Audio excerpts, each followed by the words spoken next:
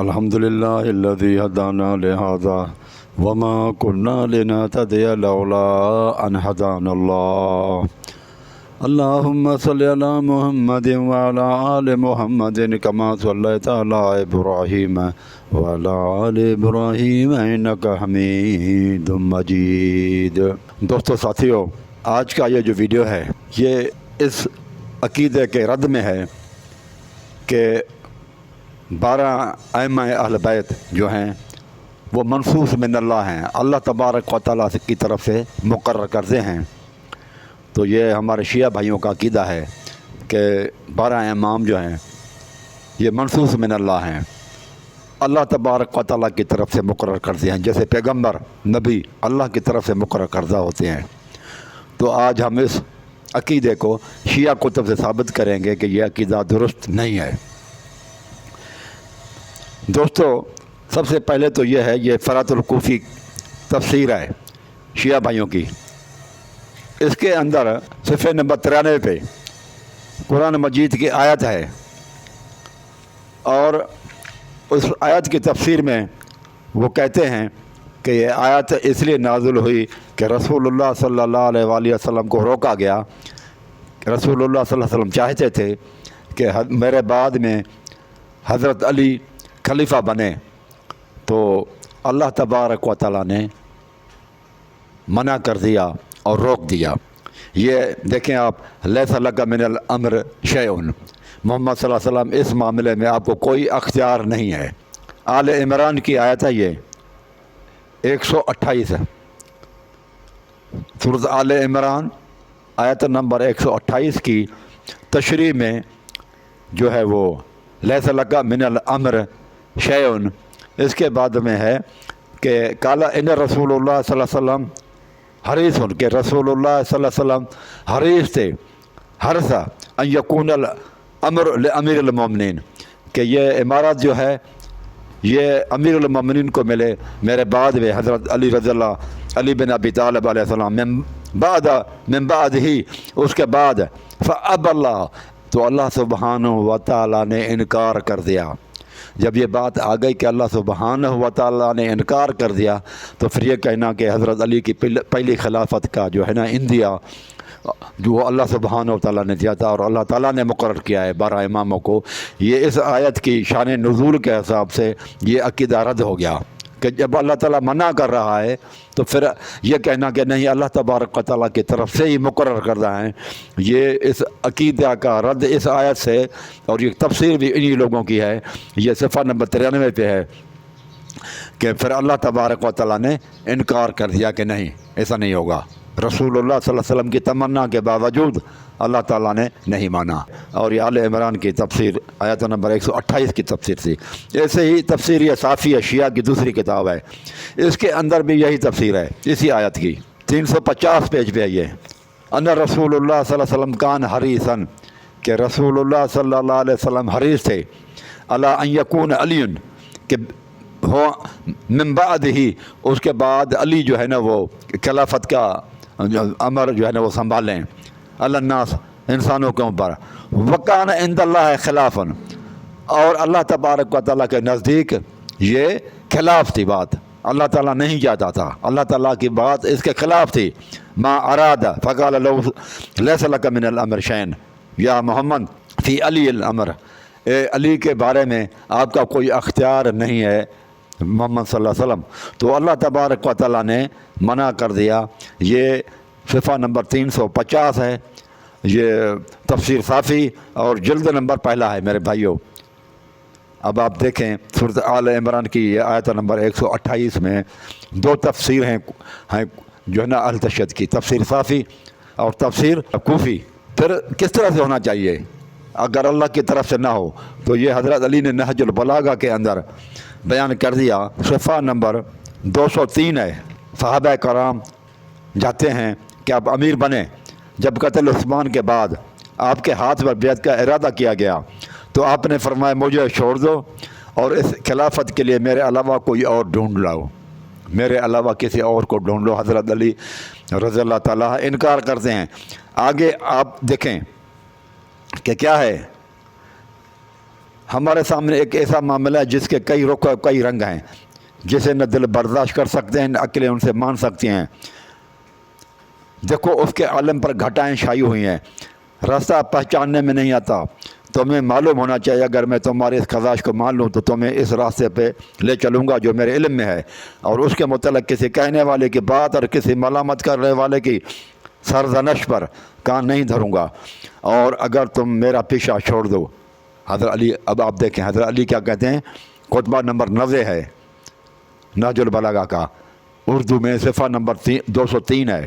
اور اگر تم میرا پیچھا چھوڑ دو تو پھر جیسے ہو ویسا ہی میں ہوں، اور ہو سکتا ہے کہ جیسے تم اپنا امیر بنا لو، جس کو تم امیر بناؤ گے نا تو اس کی میں تم سے زیادہ سنوں گا اور مانوں گا، اور میرا تمہارے لیے دیکھا وَأَنَا لَكُمْ وَزِيرًا، اور میرا تمہارے لیے وزیر ہونا خیر لکم، تمہارے لیے بہتر ہے، منی امیراً، کہ میں تمہارا امیر المومنین بنوں، امیر المومنین بننے سے بہتر ہے کہ میں تمہارا وزیر بنوں۔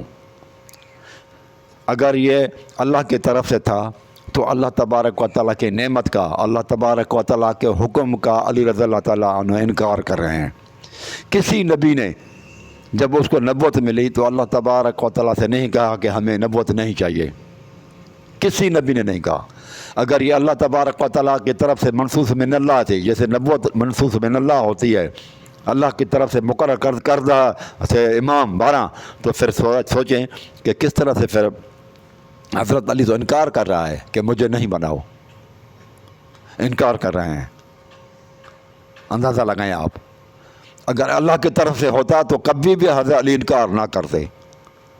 اگر آپ کہیں گے کہ منصوص من اللہ ہیں اور حضرت علی انکار کر رہے ہیں تو اس کا مطلب یہ ہوا کہ حضرت علی گنہگار ٹھہرے اس خطبے کے حساب سے، معلوم ہوا۔ تو پھر کس طرح سے ہونا چاہیے؟ تو 490 پہ ہے یہ، معاویہ بن ابو سفیان کو نام خط لکھتے ہیں اور اس میں اپنا عقیدہ بیان کرتے ہیں کہ حضرت معاویہ بن ابو سفیان کے نام، جن لوگوں نے ابو بکر، عمر اور عثمان کی بیعت کی تھی، انہوں نے میرے ہاتھ پر اسی اصول کے مطابق بیعت کیا ہے۔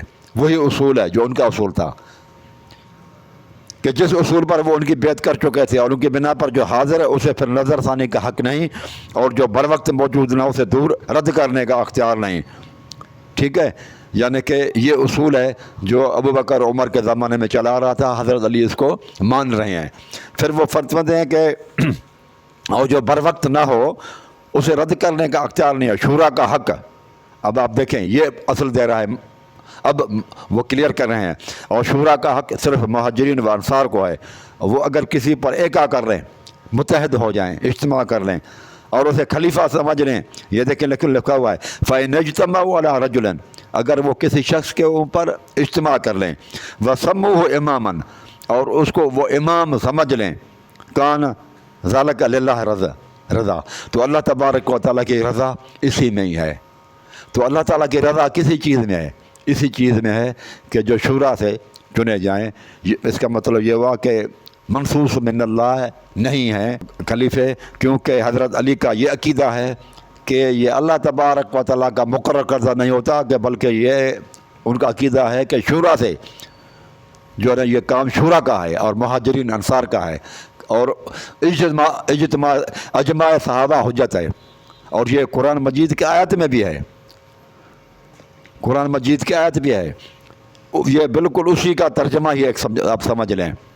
سورۃ توبہ کی آیت ہے وَالسَّابِقُونَ الْأَوَّلُونَ مِنَ الْمُهَاجِرِينَ وَالْأَنصَارِ، ایمان میں سبقت کرنے والے مہاجر ہوں یا انصار، وَالَّذِينَ اتَّبَعُوهُم بِإِحْسَانٍ، جو ان کی احسان میں ایمان لانے کے بعد پیروی کرتے ہیں، رضی اللہ عنہم ورضوا عنہ، اللہ تبارک و تعالیٰ ان سے راضی ہے اور وہ اللہ سبحانہ و تعالیٰ سے راضی ہیں۔ یہ قرآن مجید کی آیت بتا رہی ہے رضی اللہ عنہ ورضوا عنہ، صحابہ کا اجماع ہو جائے انصار اور مہاجرین کا تو اس کی پیروی کرو، اور رب کی رضا اسی میں ہی ہے۔ اس کا مطلب کہ صحابہ، یہ جو قرآن مجید کی آیت تھی کہ انصار اور مہاجرین کسی کو مقرر کر لیں، رب کی رضا ہے اس میں، یہ سورۃ توبہ کی آیت ہے، آیت نمبر 100، اور یہی حضرت علی کی بھی ہے کہ फ़इन इज्तमाउ, अगर वो इज्तिमा कर लें अला रजुलन, किसी शख्स के ऊपर, वसमुहु इमाम, और उसका नाम इमाम रख दें, खलीफा कहें उसको, काना ज़ालिका लिल्लाह रज़ा, तो ये इसमें रब की रज़ा इसी में ही है। देखा वही बात जो कुरान मजीद में है, नहजुल बलागा के अंदर भी हज़रत अली का भी वही अकीदा है। लिहाजा मनसूस मिन अल्लाह वाला अकीदा यहाँ पर हज़रत अली नहीं मान रहे हैं। अगर वो होते तो वो इनकार ना करते कि मुझे वज़ीर बनाओ। ये रिजाल कशी के अंदर भी है मेरे भाइयों कि हज़रत हसन और हुसैन ने बेअत की है सिफ़ा नंबर 104 पर। अमीर माविया के पास दमश्क हसनैन करीमैन गए और उनके साथ जर्नल जो है कैस बिन साद बिन उबादा वो भी साथ है। तो अमीर माविया ने कहा, फ़क़ाल या हसन कुम फ़बाए, ए हसन उठो और बेअत कर लो। फ़क़ाम फ़बाया, तो इमाम हसन उठा और उसने बेअत कर ली। सुम्मा क़ाल लिल हुसैन कुम फ़बाए, फिर इमाम हुसैन को कहा गया कि उठें आप भी बेअत करें। फ़क़ाम फ़बाया, तो उन्होंने भी बेअत कर ली। सुम्मा क़ाल कुम या कैस फ़बाए, लेकिन उसके बाद फिर इन्होंने भी बेअत कर ली इमाम हुसैन के कहने के ऊपर। तो इमाम हसन, इमाम हुसैन और कैस बिन साद बिन उबादा तीनों ने ही बेअत की। अगर ये मनसूस मिन अल्लाह थे तो वो जो मनसूस मिन अल्लाह नहीं थे उसकी फिर बेअत कैसे की? ये जो है ना आप देखें रिजाल कशी है, इसके अंदर लिखा हुआ है कि बेअत की है इन्होंने। और ये बेअत करने का एहतजाज तिब्रिसी के अंदर भी है कि इन्होंने भी जो है ना वो बेअत की है इमाम हसन को। शिया मलामत कर रहे थे कि आपने ये क्या किया है, क्यों आपने बेअत की है शिया।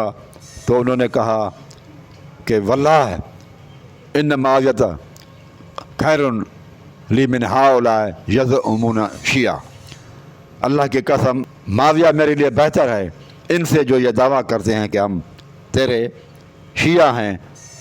तो ये भी बात साबित करती है कि हज़रत हसन रज़ी अल्लाह ताला अन्हु ने भी बेअत की है।